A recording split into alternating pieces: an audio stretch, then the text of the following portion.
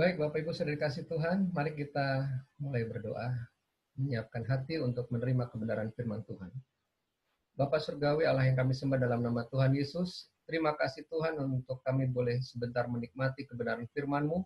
Urapi kami, mampukan kami untuk mengerti setiap firman yang kami dengar. Kami akan belajar tentang pemulihan umat Tuhan di akhir zaman. Bagaimana ada transformasi di masa goncangan. Kami bukan menonton, tapi kami mengalami pemulihan itu. Kami tidak tergoncangkan, bahkan lebih dari pemenang. Kami sambut kebenaran firman-Mu, dalam nama Yesus kami berdoa. Semua yang siap menerima firman Tuhan bersama katakan, amin. Baik, puji Tuhan. Saudara, sementara kita terus berdoa untuk menyiapkan diri kita menerima kebenaran firman Tuhan, saya ingin mengajak saudara untuk menikmati bunyi sangkakala yang sebagai pembuka daripada untuk pembukaan video kami di YouTube.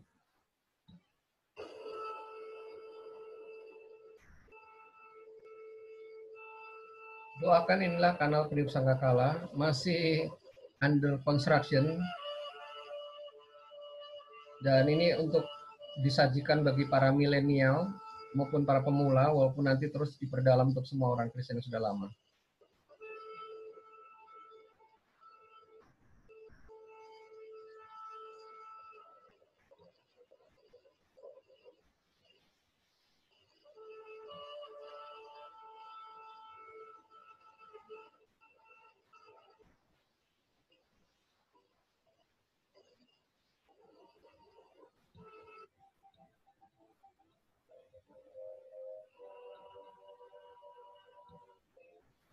Ya, dengan sayup-sayup lagu waktunya sudah singkat, kita akan memulai pelajaran Alkitab kita pada saat ini.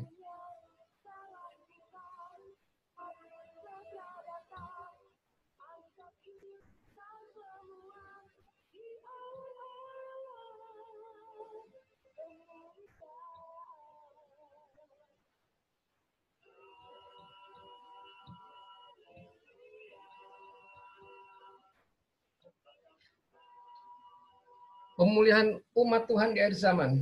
Saudara, bencana COVID adalah satu tanda bahwa kedatangan Yesus kedua kali sudah semakin dekat. Dan ada dua peristiwa akan terjadi khususnya sepanjang dan setelah COVID-19 adalah dunia akan semakin goncang di semua bidang, tetapi juga akan ada pemulihan di segala bidang. Dua-duanya terjadi bersamaan, ada kegoncangan, ada pemulihan, dan janji Tuhan kita tidak akan tergoncangkan. Persoalannya kita berada di mana? Kita apakah terus mengalami kegoncangan yang menuju pada kehancuran, atau kita mengalami pemulihan di segala bidang menuju pada kesempurnaan? Peristiwa pemulihan umat Tuhan sebelum Yesus datang dua kali tercatat di dalam Kisah Para Rasul 3:21. Kristus itu harus tinggal di sorga sampai waktu pemulihan segala sesuatu, seperti yang difirmankan Allah dengan perantara nabi-nabinya yang kudus di zaman dahulu. Kisah Rasul 3:21.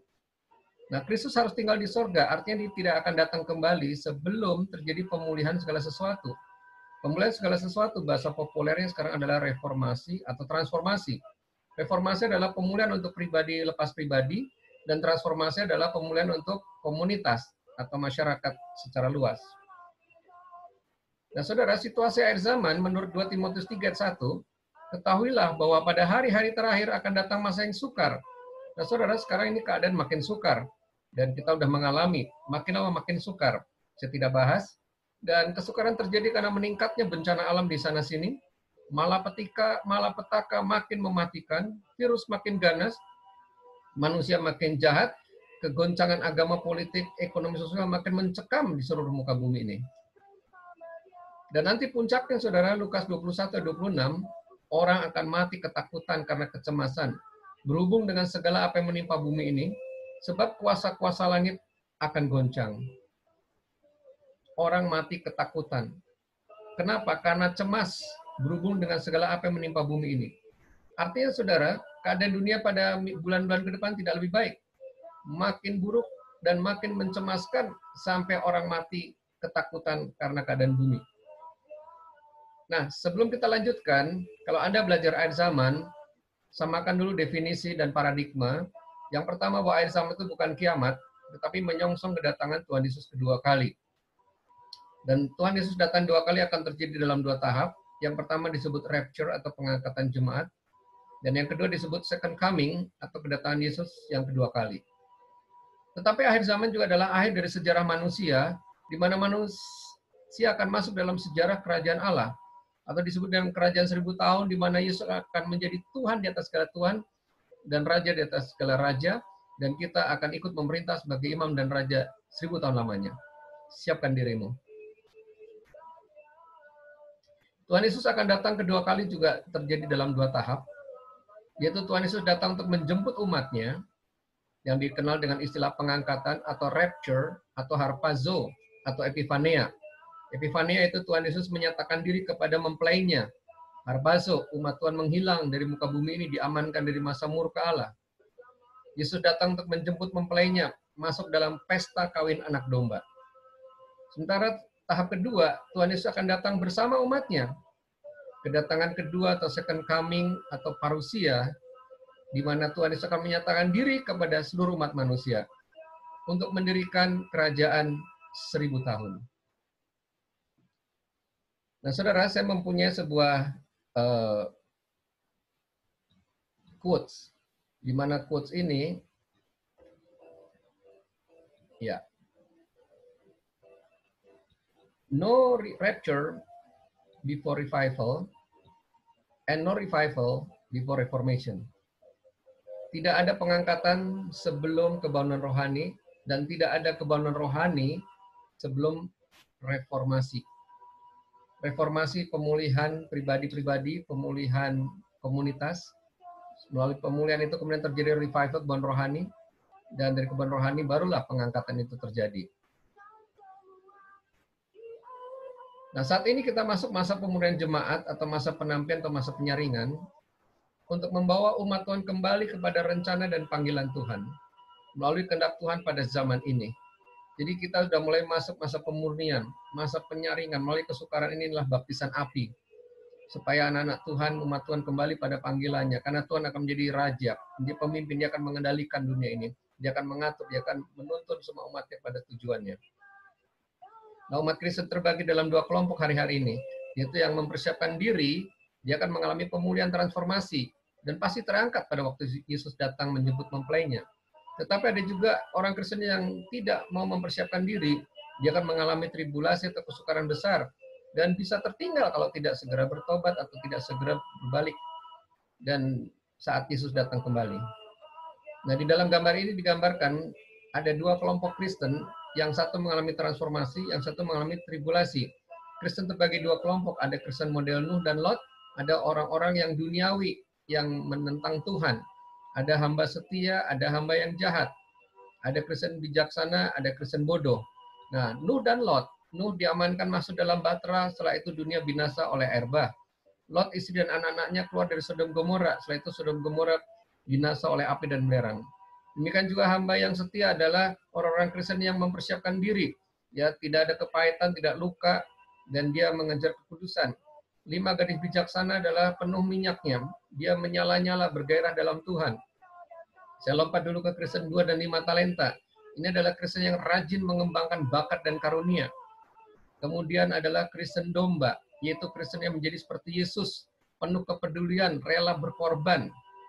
Baru setelah itu kita masuk kepada Kristen bait suci, yaitu Kristen yang intim dan melekat dengan Tuhan, selalu ada di ruang Maha Kudus.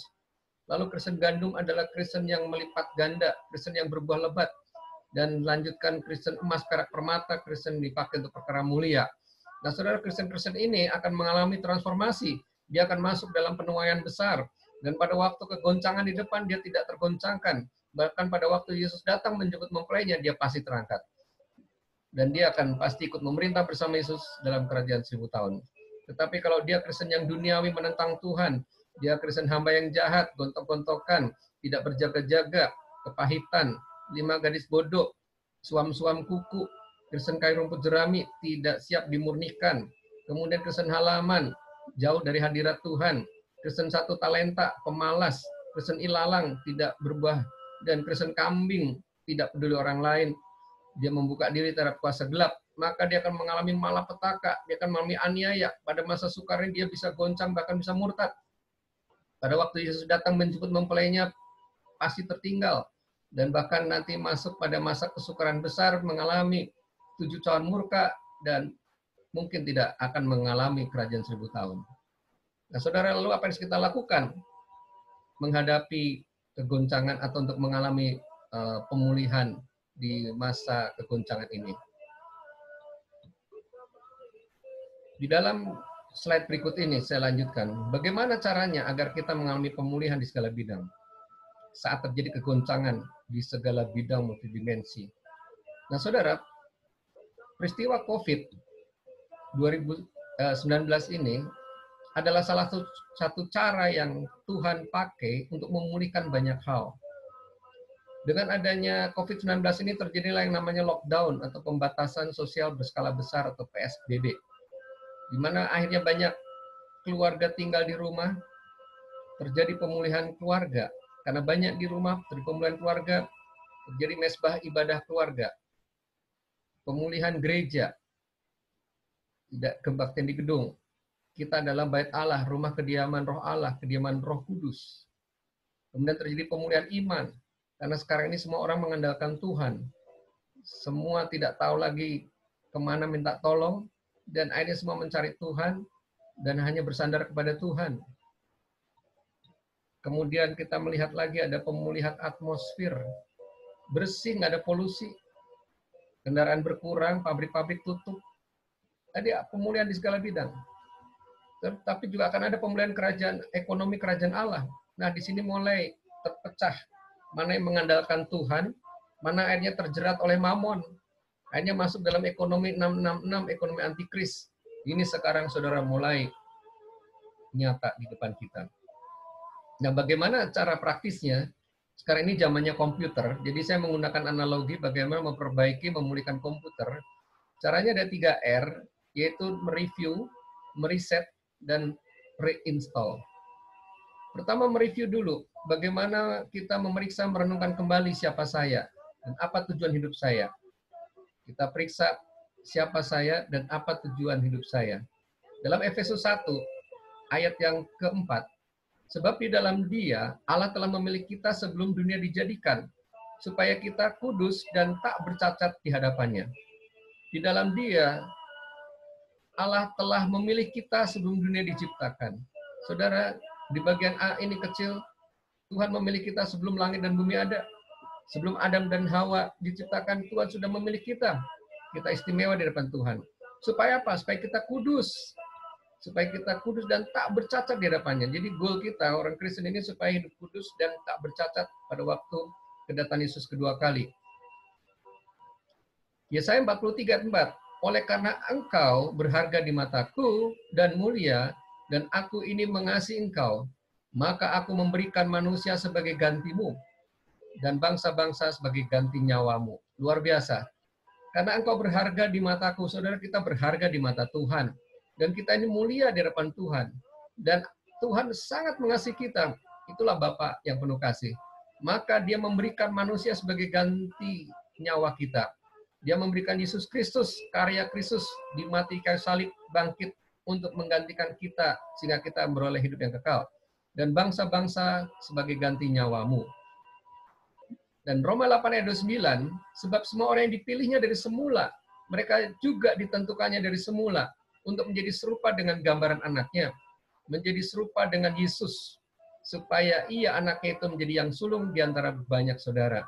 Jadi kita ini dipilih sejak sebelum Adam dan Hawa ada, ditentukan dari semula, sebelum langit dan bumi ada, supaya kita menjadi serupa dengan Yesus.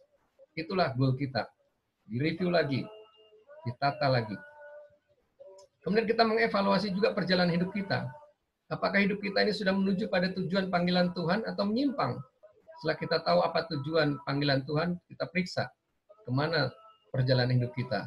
Dalam Roma 8 ayat 30, dan mereka yang ditentukannya dari semula, mereka itu juga dipanggilnya dan mereka yang dipanggilnya, mereka itu juga dibenarkannya.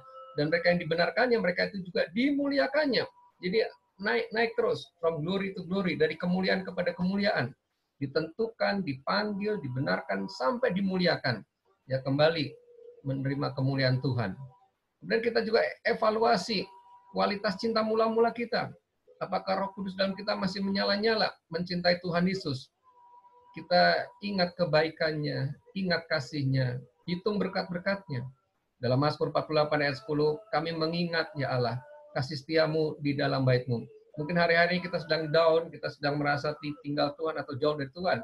Ingat kebaikannya, ingat kasih-Nya. Kalau dulu Tuhan bisa tolong, sekarang pun Tuhan tolong, besok pun Tuhan akan tolong. Tetap Tuhan yang sama, tidak berubah. Kalau dulu mujizat pernah kita alami, maka seterusnya juga Tuhan yang sama. Dia tetap memberikan mujizat. Ingat kasih setianya di dalam bait-Mu, kita adalah bait Roh Kudus. Kemudian yang kedua, aku teringat kepada hari-hari dahulu kala. Aku merenung segala pekerjaan-Mu. Aku memikirkan perbuatan tangan-Mu. Jadi di sini kita mengingat kembali hari-hari hidup kita, bagaimana perjalanan dari SD, SMP, SMA, merenungkan pekerjaan Tuhan bagi kita, bagi saya sangat terasa yang belum kenal Tuhan jadi kenal Tuhan. Bagaimana setelah kenal Tuhan, melayani Tuhan, itu penyertaan Tuhan luar biasa. Dan kemudian kita terus tingkatkan. Temukan kembali panggilan, visi, beban, karunia dalam hidup kita. Apa panggilan hidup, visinya apa, beban. Nah, ini memang perlu waktu khusus. Dan inilah waktu lockdown ini. Saya berpikir kok lama sekali ya Tuhan lockdown ini. Rupanya Tuhan ingin kita kembali kepada rancangan Tuhan. Kembali pada panggilan Tuhan. Nah, persoalannya banyak kita kehilangan visi, kehilangan beban, karunia. Karena kita ini adalah hasil cetakan dari orang tua atau nenek moyang kita dengan latar belakang keluarga yang bermacam-macam. Ada yang baik, ada yang buruk. Tapi juga lingkungan kita ini sejak kecil sampai saat ini juga membentuk kita. Ya, membentuk keadaan kita. Dan ada yang bahan bakunya yang buruk, yang tidak baik, bahkan kita juga sudah terlalu banyak terkontaminasi oleh banyak dosa, kedagingan, dan keduniawian. Nah, oleh sebab itu, saya coba mempelajari bagaimana iman Abraham, Ishak, dan Yakub. Bagaimana mereka itu berusaha untuk menggenapi janji Tuhan, untuk diberkati dan untuk menjadi berkat. Mereka juga alami masa kelaparan, masa krisis di dalam perjalanan hidup mereka. Mereka alami kesukaran. Menjadi bangsa yang besar, mereka harus alami Sarah dan Ribka itu mandul. Gimana caranya di bangsa yang besar. Dan memperoleh tanah perjanjian. Padahal mereka ini di tanah asing, mereka datang sebagai orang asing. Nah, saudara, perhatikan baik-baik. Ya, saya harap saudara nanti setelah selesai firman ini ada waktu coba dibuka lagi. Ya, ini YouTube. Didengar lagi, kemudian saudara ikuti step by step petunjuknya. Menarik, luar biasa. Yang pertama, saudara, Tuhan berkali-kali intervensi menjumpai dan berfirman pada Abraham. Dan Abraham ini istimewa. Maka dia berkali-kali, Abraham 11 kali berjumpa dengan Tuhan. Ishak 1 kali dan Yakub 1 kali. Artinya supaya Abraham yakin betul akan janji Tuhan. Yang kedua, Tuhan mengulang isi janji yang bunyinya engkau akan diberkati menjadi bangsa yang besar, engkau akan memiliki tanah Kanaan ini menjadi berkat bagi bangsa-bangsa. Kepada Abraham itu diulang sampai 8 kali. Kepada Ishak itu diulang 2 kali. Yakub diulang 1 kali. Kemudian yang berikutnya, dari pihak Allah, janji dari pihak Abraham saat ini ada namanya ikat janji 2 arah. Jadi dari pihak Abraham juga ada yang harus dilakukan. Ada harga yang dibayar, ada lakukan sesuatu yaitu membangun mezbah kurban dan sunat. Membangun mezbah kurban, waktu itu baru saja dia beriman dan itu diperhitungkan sebagai hal yang benar di hadapan Tuhan. Atau dia udah ragu lagi. Tuhan, apa buktinya saya akan mendapatkan apa yang kau janjikan? Tuhan suruh bangun mezbah di mana semua hewan-hewan dikorbankan. Dan akhirnya dia tertidur dan dia dapat penglihatan akan masa depan keturunannya. Dan Tuhan bangunkan dia dan pada waktu itu kurban itu sudah dibakar habis oleh Tuhan. Dan kedua, tapi baru mantep itu tahu dia gagal. Dia terima Hagar untuk melahirkan Ismail. Dan disinilah ada ikat janji kedua itu sunat. Dimatikan kedagingannya, logikanya, kemanusiaannya untuk masuk pada dimensi roh, satu frekuensi dengan roh. Sehingga pada waktu dikasih tahu pada tahun depan, pada waktu yang sama, kamu akan punya anak, Ishak. Sarah akan punya anak. Maka pada waktu Abram bernama, ganti nama jadi Abraham, Sarai jadi Sarah. Nah, baru mantap di situ. Nah, Ishak juga 1 kali dan pihak Yakub juga 1 kali melakukan ikat janji. Kemudian yang berikutnya mengalami jatuh bangun yang sama. Karena ada bahan baku yang buruk yang belum dilepaskan. Zaman dulu belum ada pelayanan pelepasan. Abraham berbohong bahwa Sarah adalah saudaranya, Ishak berbohong bahwa Ribka adalah saudaranya. Demikian juga sampai Yakub menipu Esau, Ishak dan Laban. Tetapi walaupun keadaannya seperti itu, kita lihat Tuhan berulang kali menampakkan diri dan dua pihak juga mencari Tuhan bekerja sama sampai berhasil. Saudara, di sini ada yang menarik. Tuhan ini berusaha keras mewujudkan rencananya dan janjinya. Ya, bagi Abraham, Ishak dan Yakub dan juga bagi kita semua. Tuhan sangat berkepentingan dengan kita. Dia yang mencari kita, dia yang intervensi, dia yang berusaha mendapatkan kita duluan. Dan kita ditunggu kapan kita meresponi. Nah, inilah Tuhan berusaha mewujudkan rencana dan janjinya. Intervensi Tuhan terus-menerus. Nah, kemudian oleh sebab itu mari kita introspeksi apa saja yang menghambat dan membuat kita menyimpang dari jalan dan panggilan Tuhan. Kita mengintrospeksi apa yang menghambat, itu ditulis semuanya. Maka saya sarankan coba setelah selesai ini didengar lagi khotbah ini, diulang, Anda dapat sesuatu dicatat dan terus dicatat. Karena tidak mungkin sekali dengar langsung mengerti. Nah, saudara, waktu lockdown ini atau PSBB tinggal 2 minggu lagi. Maka maksimalkan perjumpaan kita dengan Yesus, Tuhan Yesus. Bahkan terus konsisten menjadi kebiasaan dan karakter kita setelah PSBB longgar, karena kegoncangan akan terus terjadi. Setelah ini akan ada lagi. Saya sudah bagikan ini seperti wanita sakit bersalin. Kontraksinya makin kuat, dan ini mungkin baru awal. Akan ada yang lebih mengerikan lagi di depan. Tapi kita sudah terbiasa terbangun, terhubung dengan Tuhan, maka kita akan ada di jalan Tuhan. Kita terima berkat Tuhan luar biasa, pemulihan itu. Yang kedua, di reset. Nah, sekarang alam itu sedang di reset itu dibuat nol kembali. Ekonomi di reset, ya sempat saham itu sampai titik terendah, terus normal lagi. Banyak hal di reset kembali normal, seolah-olah semua dari awal lagi.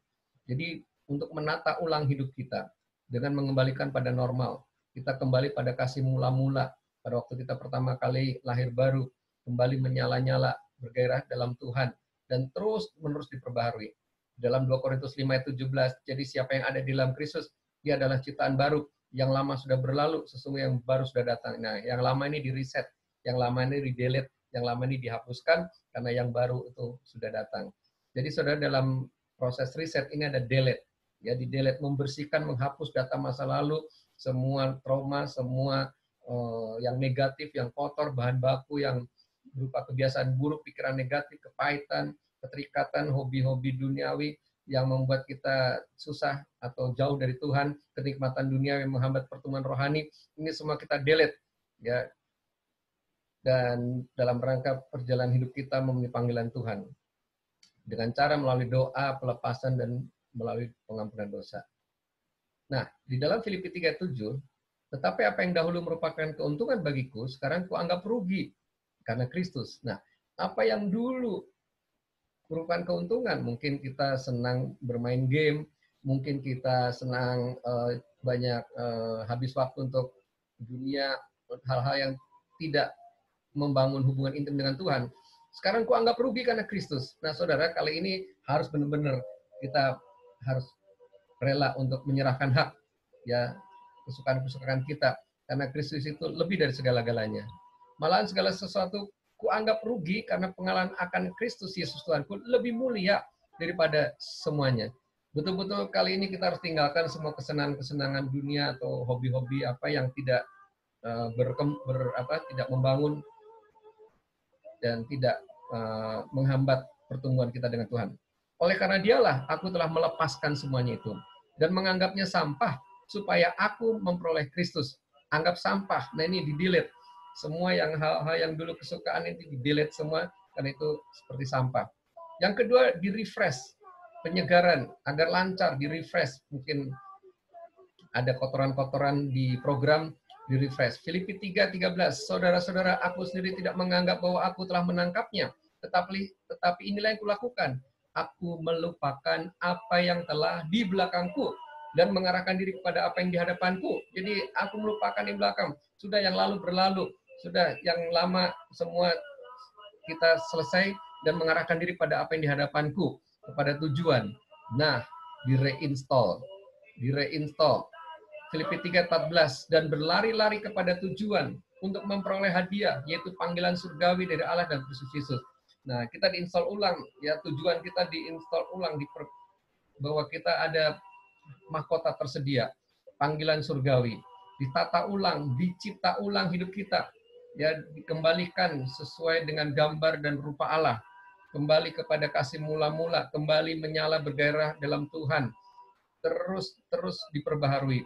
Di mana Abram, tadinya Abram menjadi Abraham, ini ditata ulang, ya, dicipta ulang menjadi bapak segala bangsa. Sarai menjadi Sarah, Yakub penipu menjadi Israel, Israel Elohim menjadi pangeran Elohim, pangeran Allah.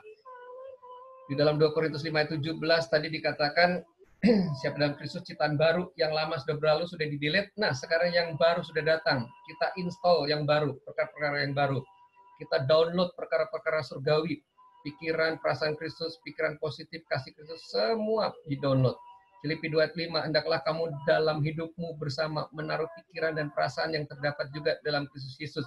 Nah, gimana caranya, Pak, mendownload pikiran, perasaan? Ya, lewat doa, pujian, penyembahan firman. Download terus, tarik semua pikiran Kristus, perasaan Kristus, bahkan pikiran Kristus. Filipi 4:8. Jadi akhirnya saudara-saudara, semua yang benar, semua yang mulia, semua yang adil, semua yang suci, semua yang manis, semua yang sedap didengar, semua yang disebut kebajikan dan patut dipuji, pikirkanlah semua itu, download semuanya itu. Download semuanya itu. Install ulang perkara-perkara yang baik, yang menggali potensi-potensi yang produktif, visi, misi, panggilan, beban, karunia, komitmen, semuanya. Ketika saya coba mendownload kembali, menginstal ulang, Tuhan ingatkan kembali khotbah akhir zaman. Mulai sekarang buat untuk kanal YouTube, buat untuk website yang lebih baik, bayar harga, karena ini banyak milenial yang belum dengar khotbah, karena banyak Kristen-Kristen baru yang belum dengar akhir zaman. Wah, ini menggali kembali, memberikan semangat kembali. Kemudian melalui peningkatan kualitas dan pendalaman Alkitab dalam doa dan penyembahan. Nah, disinilah kita menginstall ulang kualitas pendalaman Alkitab dan doa penyembahan kita. Meningkatkan kualitas pengenalan kita akan Tuhan dan kualitas menikmati atau seberapa banyak kita menikmati firman dan hadiratnya. Di sini di-install untuk di-upgrade. Nah, di-upgrade dan di-update. Nah, ini ada istilah di-upgrade, saya belum tulis. Mazmur 77 ayat 13, aku hendak menyebut-nyebut segala pekerjaanmu dan merenungkan perbuatan-perbuatanmu. Jadi saudara, tiap hari terus kita sebut pekerjaan Tuhan, merenungkan perbuatan Tuhan, kita kerjasama, kita mitra dengan Tuhan, Tuhan intervensi pada kita. Tuhan mau kita jadi rekan sekerjanya, ini akhir zaman. Ayo saudara, Tuhan mau kita menjadi mitranya. Tuhan sedang lari mengejar engkau, bukan kita mengejar Tuhan, Tuhan mengejar engkau. Mazmur 63:7, apabila aku ingat kepadamu di tempat tidurku, di tempat tidur di mana kita istirahat pun, aku merenungkan engkau sepanjang malam. Yang ada di pikiran kita hanya Yesus, Yesus, dan Yesus. Selamat menikmati intervensi Tuhan di musim pemulihan di segala bidang, di masa kegoncangan multidimensi. Tuhan Yesus memberkati. Mari kita berdoa. Bapak, kami ucap syukur Tuhan untuk firman yang sudah kami dengar. Kami mohon mampukan kami untuk mendengar kembali, diputar kembali, dicatat, direnungkan, sampai kami seperti Abraham, Ishak, Yakub, kami mendapatkan tanah perjanjian. Bahkan kami sudah di tanah perjanjian, kami bisa mengembangkan potensi yang ada. Kami kembali pada kasih mula-mula. Kami jalan dalam rencana dan dalam pergerakan Tuhan, dalam kebangunan rohani Tuhan. Bukan Kristen domba, bukan bahkan naik jadi Kristen murid, tapi bukan hanya sekedar murid, tapi jadi putra-putra Bapa, tentara-tentara Tuhan. Terima kasih Bapak Surgawi, pulihkan kami terus, karena di akhir zaman ini Tuhan, kegoncangan terjadi, kami terus dipulihkan, semakin menjadi serupa dengan Kristus, pasangan sepadan Tuhan Yesus, siap diangkat, siap memerintah 1000 tahun lamanya. Dalam nama Yesus kami berdoa, bersama katakan amin. Tuhan Yesus memberkati.